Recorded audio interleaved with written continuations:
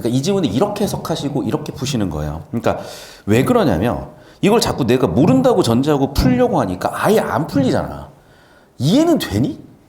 뭔 소리인 줄 알겠니?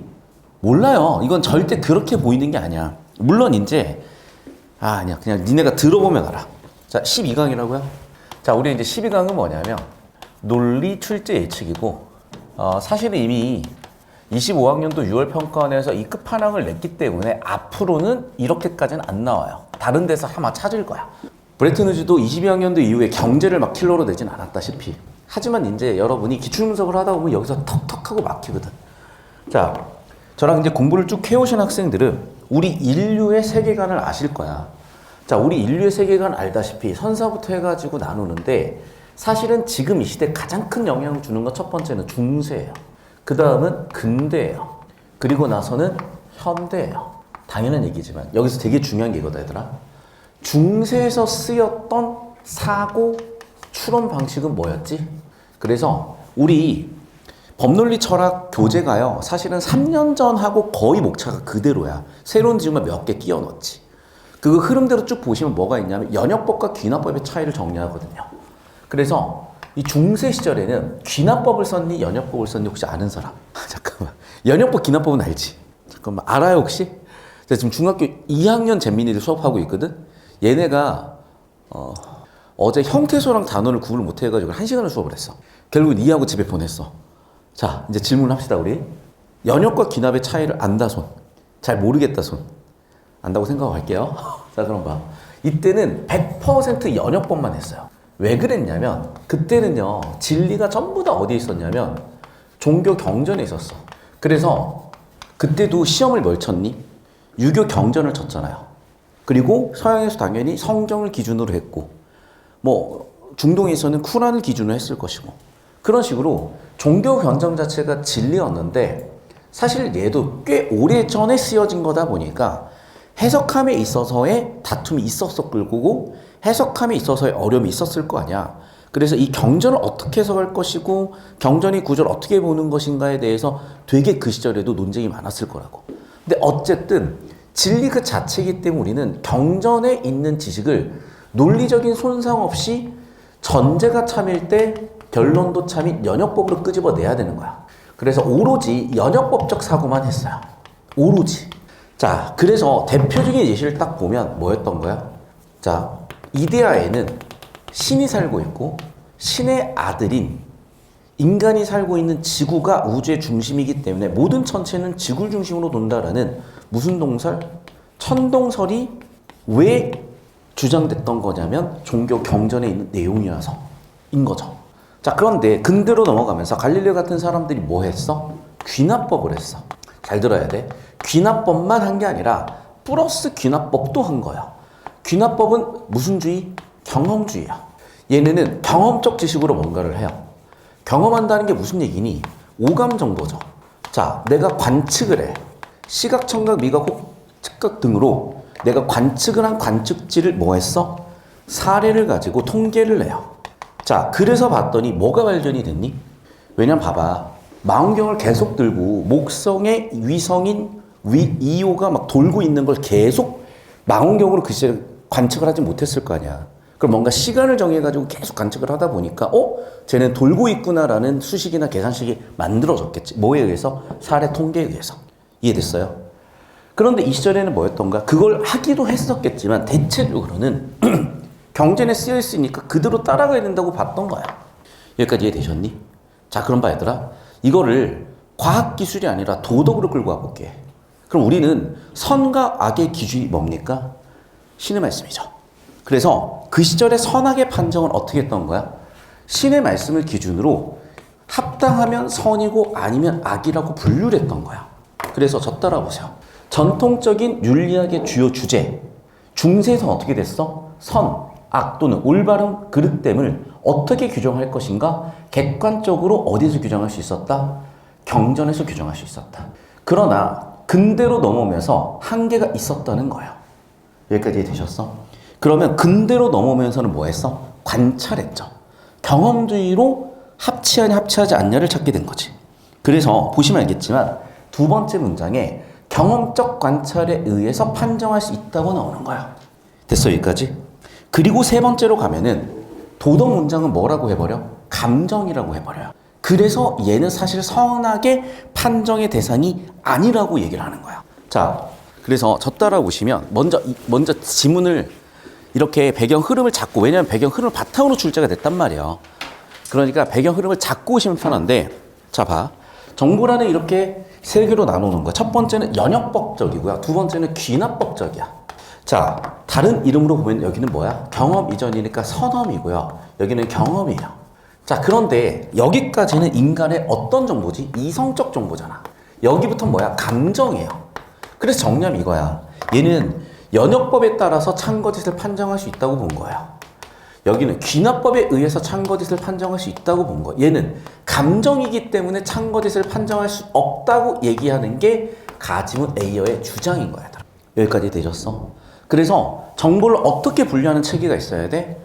연역법, 귀납법, 이성, 감정, 중세, 근대, 현대 이런 정보 분류를 가지고 오셨어야 돼. 물론 이제 감정에 대해서는 근대 칸트도 인간이라는 게 이성과 감정을 다 갖고 있다, 본능까지도 가지고 있다라는 게 이후에도 확립이 됐겠지만 좀 더 근대는요, 이성 중심으로 갈 수밖에 없는 게 이성에서 신 중심의 이성이냐, 인간 중심의 이성이냐라고 얘네는 뒤지게 싸웠어야 되는 거야. 그러니까 얘네는 이성을 엄청 강조할 수밖에 없었던 거고, 경작 같은 경우에도 예를 들면 봐봐. 보유 동기가치, 불안 심리가치, 감정적인 부분을 배제하고 경작을 발전시키다가 한계가 있기 때문에 감정을 계속 집어넣는 형태로 가는 거거든요.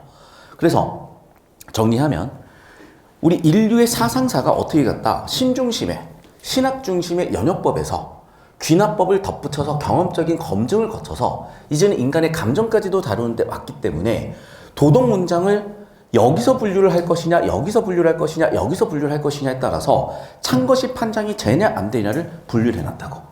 여기까지 다 되셨습니까?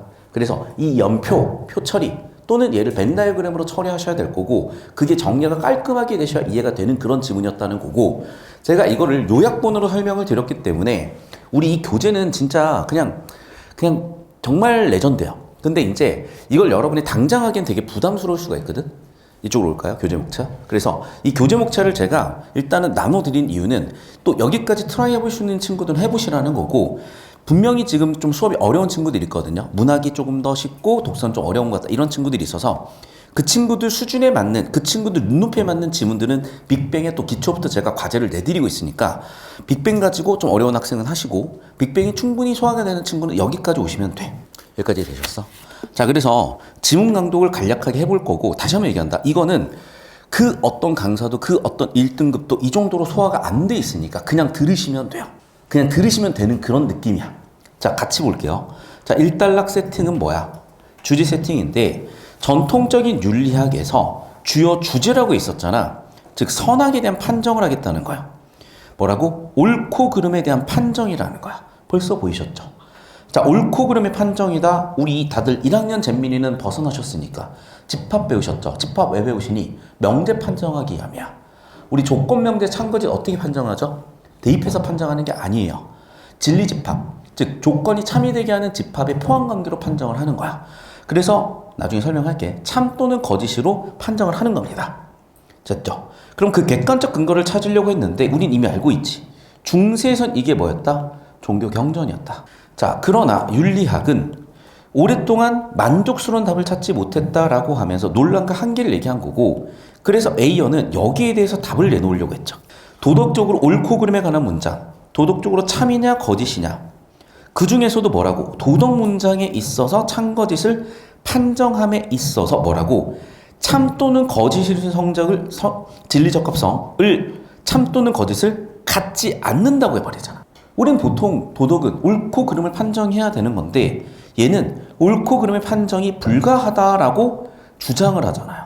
그럼 이 주장에 대한 근거가 있어야 될 건데 근거는 내가 설명한 그 내용이야. 근데 이게 맞다는 게 아니라 이게 A어의 주장이야. 그러니까 가는 A어의 논문이야. 나는 A어 논문에 대한 반박이에요. 그러니까 이 지문은 이미 A어의 논문 자체를 이해하는 것도 너무 버거운데 거기에 반박까지 들어 상당히 버거운 지문이고, 이거를 제가 1월 달에 할 줄은 몰랐어요. 아마도 제 실력과 여러분 실력이 다 올라왔기 때문이라고 생각을 하고, 지금 눈빛들을 보면 되게 뭔가 그래도 뭔가 채워지는 눈빛. 여러분 인생에서 제일 중요한 게 이 사람한테 제일 중요한 게 안광이야. 눈빛은요. 이 사람의 내면을 사실 그대로 비춰준단 말이야. 그래서 여러분 안광이 지금 되게 잘 살아있어요. 그래서 저는 이 수업을 하는 데 있어서 충분히 가능성이 보였고 다만 이거를 나까지는 못 끌고 갈 거야. 오늘은 일단 가에서 끝날 거고 끝난 다음에 뭔가 방향을 다시 한번 드릴게. 자, 2단락 볼게. A어는 진리 적합성을 갖는다라는 건 무슨 얘기야? 참 또는 거짓이 있다죠. 봐봐. 진리 적합성은 참 또는 거짓이 있다는 성질이라고 바꿔 쓰잖아. 그럼 다시 한번 지역적으로 노란색 형광펜으로 쳐보면 진리 적합성은 참 거짓을 갖는다. 한마디로 true or false다라고 판정이 돼야 돼. 자, 그럼 봐봐. 어떻게 해야 돼? 자, 단어의 정의를 통해서 검증되는 분석적 문장이거나 녹색으로 형광펜 치는 게 있겠죠. 경험적인 관찰에서 검증되는 종합적 문장이라는 거야. 그러니까 이 지문은 절대로 독립기문이 아니고요. 저희 사실은 법논리 철학 패스트트랙을 보시면 이 흐름이 그대로 살아있는데요. 17학년도 지문이 딱 있어. 그래서 여기 보면은 지식의 구분에서 포포와 카인 해가지고 26페이지를 잠깐 이 교재를 보시면 그러니까 이 한 지문을 그냥 수업하는 게 아니라고. 진짜 저도 제가 이제는 슬슬 뭔가 프로답다라고 더더욱 느끼는 부분 중에 하나가 밥 먹으면서도 맨날 이런 생각해. 길 걸으면서 항상 이런 생각. 지금 봐봐 얘네들이. 보시면 알겠지만 봐. 경험에 의존하는 것과 경험과 무관한 것으로 분류한다고 나오죠. 봐봐. 지식을 경험과 무관하다, 경험에 의존한다로 분류하잖아. 여러분 아까 풀어봤었던 두 지문 기억 안 나? 거기에 경험이냐 경험 아니냐로 분류하잖아. 지식의 분류를. 또 봐. 그래서 이제 정리하면 이거예요. 즉 경험과 무관하게 판정되는 게 분석면제야. 경험으로 판정하는 게 종합명제라고. 이해됐어? 그러니까 이미 이 지문에서 니네가 이 분석면제와 종합명제를 한번 맛은 봤지? 그러면 여기서 갑자기 말아맛이 좀 3단계, 4단계, 5단계로 세져도 괜찮지? 라고 물어본 거야. 그래서 정리하면은 뭐라고? 그렇죠. 분석명제가 있고 종합명제가 있다는 거야. 그러니까 즉 분석명제는 뭐겠어요? 선험적 지식이겠죠. 반면에 종합적 문장은 경험적 지식이겠죠. 두 개가 분류되셨죠. 됐니 여기까지? 자, 그래서 뭐라고? 다시 한번 얘기한다. 진리적 합성은 뭐야? 선험적 명제 또는 경험적 명제만 판정이 되는 거야. 도덕 문장은 선험적 명제와 경험적 명제가 아니라서 진리적 합성 없다고 해버리는 거야. 여기까지 이해됐어? 그럼 봐봐. 선험적이거나 경험적인 지식은 내가 아까도 얘기했지만은 선험적 지식의 시대였던 거는 중세야. 경험적 지식의 시대였던 거는 근대야. 그러면 중세 근대에는 뭘 가지고 싸웠냐? 이성이 신이 독점적으로 가지고 있어서 너희 인간은 자유의지가 없어라고 하는 중세냐? 아니야. 우리 인간도 이성이 있고 자유의지를 가지고 살아갈 수 있어라고 싸우는 근대냐의 논쟁에서는 이성 중심의 정보 처리였던 거고 현대 들어와서는 다시 한번 얘기한다. 이 감정에 대한 정보 처리도 중요해진 시점이기 때문에 사실은 지금까지 내가 설명한 내용들은 다 평가원 기출이 있었던 것을 조각 모음한 거고 이 퍼즐을 여러분이 혼자서 맞출 수 없으니까 제가 대신 맞춰드리는 거고 그것도 말빨로 푸는 게 아니라 지문들 다 흐름을 보여드리고 있는 거고 그 수많은 지문들을 다 보라는 게 아니라 그 중에서도 효율적으로 탁탁 찝어서 봐야 되는 지문들만 뽑아 놓은 거야. 진짜 오마카세 끝판왕이야. 여러분은 굉장히 차원이 다른 오마카세 지금 드시고 계신 거야. 계속 봐 그러면. 그러면 결국에는 뭐야? 감정이기 때문에 진리적 합성이 없다라고 판정을 해버린 거야. 근데 그 얘기를 아직은 하지 않았고 곧 할 거야. 그래서 이제 뭐냐? 그러면 결국 이거죠. 첫 번째. 자, 결국에는 도덕 문장은 어디에 속하는 놈이냐는 거야. 벤 다이그램은 세 개가 그려지죠. 자, 명제라는 것은 또는 우리가 처리하는 정보라는 것을 이렇게 3단계로 구분할 수가 있을 것 같아. 그래서 정리한 뭐니? 첫 번째, 분석 문장이 있을 거고 두 번째는 종합 문장이 있을 거고 분석도 종합도 아닌 애들이 있겠죠. 그래서 저 따라오시면 이렇게 분류치기가 정리됐어야 돼. 자, 그래서 정보의 전체 집합을 싹 정리 한번 해놓고 오잖아요. 역사적으로 이 순서대로 갔을 거라고. 인류의 사상사는. 그래서 맨 처음 뭐가 생겨났어? 연역법 중심이야. 그래서 뭘 가지고 왔었다? 분석 명제야. 자, 여기서 뭐가 나왔어? 귀납이 나왔죠. 여기는 종합 명제야. 여기는 어떻게 판정하는 거야? 어떤 지식이야? 선험적 지식이죠. 여기는 경험적 지식이죠. 여기는 전제가 참이면 결론도 참이에요. 얘는 전제가 참이라고 해도 결론의 참거짓을 보장은 못해. 왜? 발레 때문에. 발레 하나만 나올 수도 있어도. 근데 이제 중요한 건 어쨌든 뭐냐면 얘는 선험적으로 참거짓을 판정할 수 있다는 얘기고요. 얘는 경험, 관측에 의해서 참거짓을 판정할 수 있어. 그런데 다시 한번 여기를 분류체계를 잡아보면 여기까지는 전부 다 뭐였다고? 인간의 이성에 관련된 정보들이었으나 좀 객관적인 정보들이었으나 이제 여기는 인간의 감정에 관련된 정보들, 즉 주관에 관련된 정보들이라는 거야. 그럼 이 주관에 관련된 정보들을 너희가 어떻게 주관이 있는데 찬거지를 판정할래? 주관은 사람마다 다를래. 그래서 여기서는 애초에 찬거지 판정이 불가하다라고 한 거죠. 자, 그러면 찬거지 판정이 가능하다 불가능하다, 그걸 이 지문에서는 뭐라고 지금 쓰고 있어? 진리적합성 유무라고 쓰고 있죠. 그래서 여기서는 진리적합성이 있는 명제들이고 여기는 진리적합성이 없는 애들이고, 이 분류체계 이해하셨어요? 자, 그래서 결국에는 이 분류체계를 가져가셨어야 되는 거고, 이걸 제가 수업할 때마다 끌고 오고 특히 문학작품 할 때 끌고 오는 이유도 그런 거야. 그러니까 자꾸 막 혼자만의 세상 만들지 마시고요. 그냥 사피엔스 읽으면 되고, 촉류수 읽으시면 되고, 호모세우스 읽으시면 되고, 제로톤 읽으시면 돼요. 그냥 쭉 인생이 보여. 물론 이제 그 인생의 바이블 같은 이 시대를 관찰하는 정말 세계적인 석학들의 그 천재적인 지식을 당장은 소화를 못하더라도 뭐 할아버지 돼서라도 깨달아도 사실 늦지 않는 거거든. 들어오셔요. 자, 계속해서 볼게 이쪽으로. 자, 그래서 이단락 이어지면 보시면 그는 도덕 문장은 분석적이 않다 기존 논의를 손의하면서 뭐라고? 봐봐, 분석적이지 않다. 결국 무슨 얘기야? 그렇죠. 여기는 연역법으로, 즉 선언적으로 판정할 수 없다라는 기존 논의를 수용했대. 그래서 잠깐 더 따라오시면, 야, 도덕 문장 어디에 속해? 여기에는 안 속하네 라고 한 거야 지금. 그럼 여기에 속하는지 판정해야 되는 거고, 여기도 안 속하면 여기에 속하니까 판정 불가다라고 얘기를 하겠죠. 자, 그래서 다시 돌아와서, 자, 선은 A다라는 도덕 문장이 분석적이면 A가 주어 선이라는 개념 속에 내포되어 있어야 돼. 즉, 자, 수러가 A에 포함되어 있어야 돼. 근데 이것도 여러분이 지금 생소할 수가 있거든요. 그런데 이게 아마 16학년도에 출제됐을 거야. 15학년도에도 출제됐을 거야. 그래서 칸트가 진리 판정을 하는 그 지문이 나와요. 주어와 수어의 포함 관계에 대한 얘기가 나오는 지문이 있어. 그래서 그 내용을 건드려 봤기 때문에 여러분이 이렇게 포함되어야 된다. 아, 사실 안 봤어도 처리는 되죠. 그런데 봐봐. 포함되어 있어야 되지만, 다시 한번 정리한다. 뭐라고? 분석적이려면 포함되어 있어야 되지만 어떻게? 더 이상 포함 관계를 표현할 수 없는 단순 개념이므로 분석적이지 않다라고 다시 한번 얘기하지만 그 논의에 대한 근거를 뒤쪽에서 얘기를 해요. 자, 그러면 선은 A대라는 도덕 문장이 경험적으로 검증될 수 있는 것도 아니다. 됐죠? 왜? 선이라는 것 자체는 우리 감각으로 경험할 수 없기 때문이다 라고 하면서 아니다라는 판정에 대한 근거까지 얘기하는 거 보이시죠? 자, 그러면 3단락. 그러니까 봐봐. 지금 왜 이렇게 정보가 없냐면 이미 기출됐기 때문이고, 그러니까 제가 설명하면 이해가 되는데 지문을 보면 이해 안 되는 게, 이거 알고 있지 하고 넘어가 버리는 거야 지금. 그러니까 여러분이 지문을 보면 이러지만 저길 보면 이해가 되는 게 이게 이 말이야. 왜 저렇게 얘기한다고? 배웠잖아, 다뤘잖아 라고 평가원에 얘기해주고 있는 거야. 배운 거 다른 건데 굳이 여기서 다시 더 설명을 해야 돼? 맞잖아요. 우리가 이미 배운 걸 뭐하러 또 설명을 해? 자, 계속해서 본다. 그래서 3단락 결국에 나오죠. 뭐다? 세 번째 분류인 감정이나 태도로 봐야 된다. 정서적 의미로 봐야 된다.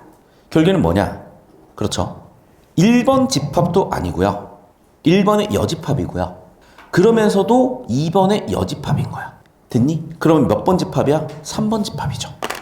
자, 내가 자꾸 논리기호를 쓰는 이유가 있다니까요. 그래야 이해가 한 방에 돼. 자, 1번 집합이야, 2번 집합이야, 3번 집합이야. 3번 집합은 1학년 때 배우신 집합의 포함 연산으로, 집합의 연산으로 표현하면 정확하게 이렇게 되시죠. 1번도 아니야, 2번도 아니야, 3번이야 라고 얘기하고 있던 이 얘기예요. 왜 자꾸 저연습시키냐? 저게 돼야 한 방 이해가 된다고. 이거 사실 여러분 주저리 줄글 더럽게 길고 이해 한 방에 안 되는데, 봐. 왜 수학적 도구를 여러분이 편하냐면, 수학을 편해하냐면 한 문장으로 설명이 되죠. 기호 6개로 설명이 돼버리잖아. 얘들아, 지금까지 3단락 개고색에서 읽은 정보는 이 한 문장으로 설명이야. 이 수식 하나로 설명 끝이야. 그래, 도덕 문장은 어디에 속한다? 3번 집합에 속한다. 끝! 이런 지문이었던 거야. 자, 그래서 A연은 주장을 했고, 많은 사람들이 진리적 합성을 갖는다고 통념에 대한 비판을 하고 있는데 왜 그런 거냐? 이유가 있는데, 사람들이 용법 구분을 못한 게 문제라는 거야. 자, 그럼 봐봐. 감정을 표현하는 표현 쪽, 자, 봐봐. 일단 감정이 될 수 있다는 거죠. 그런데 뭐일 수도 있어? 세계에 관한 기술일 수도 있어. 이거 잘 보셔야 돼. 여러분, 세계에 관한 기술? 자, 이것도 아마 풀어본 적 있으실 텐데, 여러분. 참, 진짜 문제를 너무 잘 냈어. 그런데 여러분은 죽어나갈 거야. 21학년도 구면계약이라는 지문도요.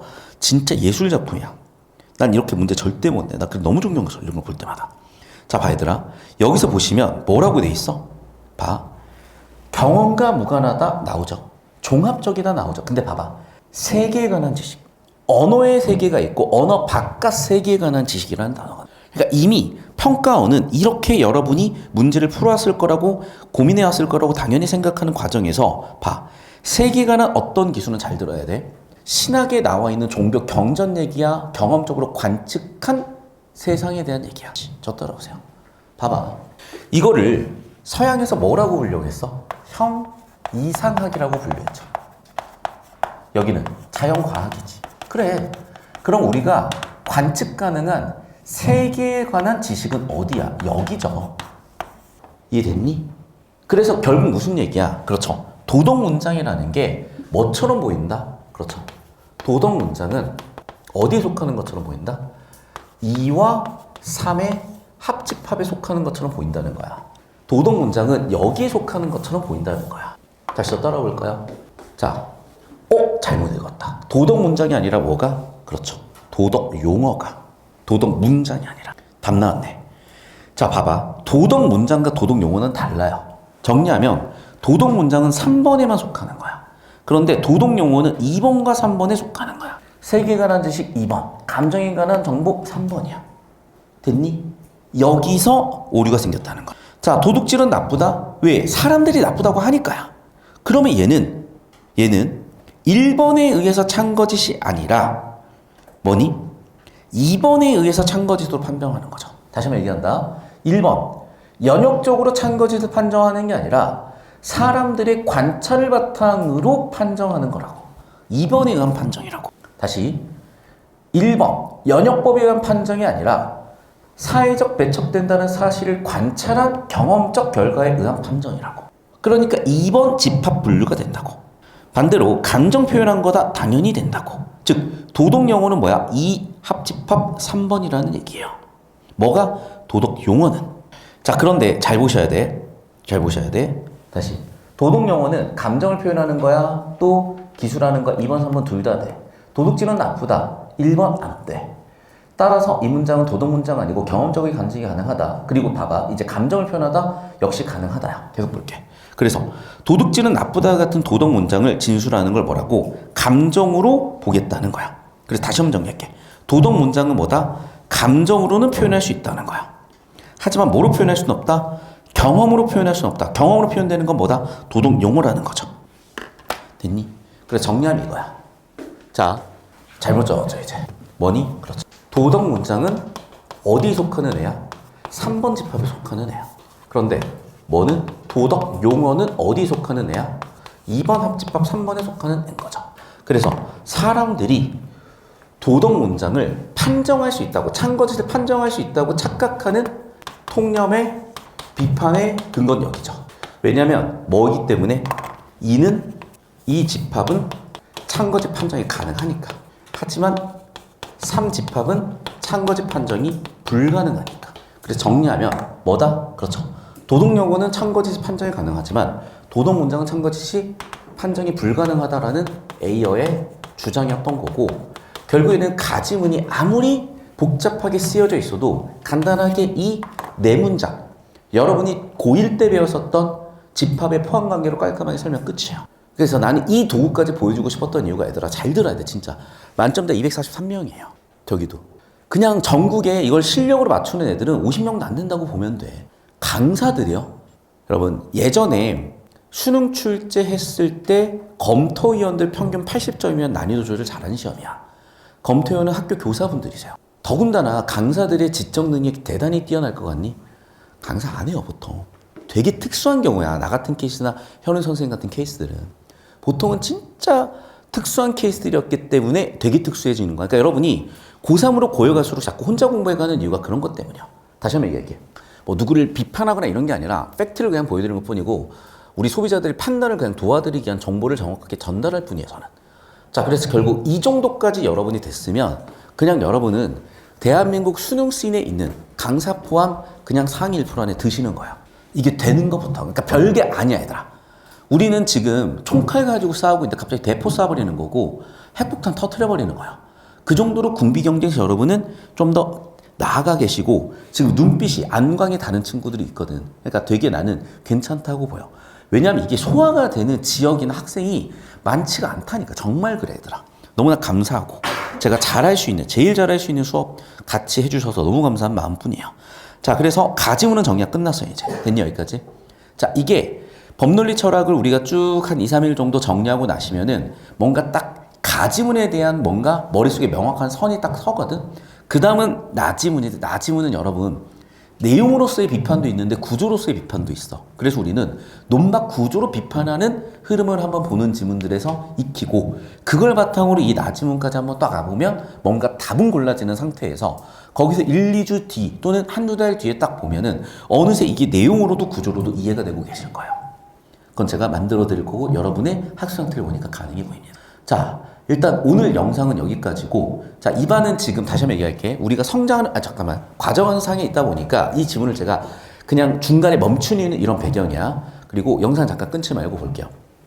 자, 지금 문학이 뭔가 되는 느낌이라고 하셔가지고 이렇게 할 건데 우리 문학 지금 해설지 아시죠? 문학 스타터 교재 쭉 한번 정독하세요. 여러분 자세 잡는 데 되게 도움이 되고 2019학년도만 해도 여러분 선배들이 그런 자료가 시중에 거의 없었어. 그러다 보니까 그거를 애들이 진짜 10번씩 봤어요. 왜냐면 그게 너무 귀해서. 근데 요즘은 그런 스타일의 해설지도 많이 나왔고 특히 이감 보시면 알겠지만 5년 전 이감 해설지 그런 스타일 전혀 아니었어요. 최근에 그런 해설지 스타일로 갔어요, 사실은. 그래서 이감도 퀄리티가 꽤 좋아서 저는 이감을 선정을 해. 그래서 이제 하고 싶은 얘기는 이제 우리가 문학에서 뭔가 느낌이 잡히셨다, 오케이고요. 그 문학 스타트업 교재를 정독을 하시면서 흐름을 잡아보시면 많이 도움이 되실 거예요, 첫 번째는. 자, 두 번째는 독서인데, 자, 첫 번째로 우리가 경제가 어느 정도 마무리돼가는 과정이고, 두 번째, 법논리 철학은 이제 오늘 도입을 한 겁니다. 그런데 경제 도입했을 때보다 지금 훨씬 소화 속도가 괜찮아 보이거든? 자, 너무나 훌륭하고요. 그래서 내일이나 내일 모레는 다시 한번 내가 아까 얘기했었던 화작 이론으로 독서 이론을 잡는 걸 한번 또 건드리기도 할 것이고 그 과정에서 신텍스, 의미 구조가 잡히면서 영어까지도 같이 뚫리는 경험을 할 수 있는 테마가 하나가 준비가 돼 있고 두 번째는 다시 문학으로 가서 우리가 고전시가 현대시에서 뭔가 뚫어나가는 체계와 틀을 딱 잡아드리는 그러니까 우리가 저번 주까지는 뭐였냐면 완전 정면 승부를 한 거야. 문학 작품을 감상을 했잖아요. 진짜. 내 인생 얘기 다 들으면서 방고 얘기해가면서 그러니까 우리는 그때는 정면 승부 해본 거고 우리는 이제 그때는 완전히 포심 직구를 배우신 거고요. 이제 우리는 변화구를 배우실 거야. 그래서 변화구를 이제 하나씩 배우시면서 기술적으로 우리가 상대방을 어떻게 요리해야 되고 대응해야 되는지를 배우시는 과정이 이번 주 목금 쭉 이어질 거고 다음 주 정도까지 이어질 겁니다. 그렇게 다음 주까지 커리가 딱 진행이 되고 나면 여러분 레벨이 대한민국 평균 고3 기준의 한 3월달쯤, 4월달쯤에 딱 안착이 될 거고 평균으로 봤을 땐 2, 3등급 정도로 안착이 될 거예요. 그리고 마지막 끝나는 시점에 학생에 따라서는 1등급 고정이나 100분이 상위 100분을 꽂힐 거고 거기까지 못 간다 하더라도 이미 어느 정도 토양이 갖춰져 있고 공부 습관이 잡혀 있으니까 뭐 우리가 이제 뭐 3월달 개학하고는 보기 힘든 학생도 있을 거고 뭐 2월달에는 우리가 특강반 있으니까 가급적 특강반을 합류해가지고 마무리 잘 정리해가시고 이제 3월달부터 또 내신 들어가는 학생이나 각자의 사정이 있을 테니까 그때 나눠드린 교재나 자료들 가지고 이렇게 좀 차분히 또는 여러분 스스로 뭔가 밀고 나가는 그런 힘이 꼭 이 과정 속에서 생기실 겁니다. 저도 그 역할 지금 잘하고 있는 것 같아서 너무 뿌듯하게 수업하고 있거든요. 자, 오늘 수업은 여기까지입니다.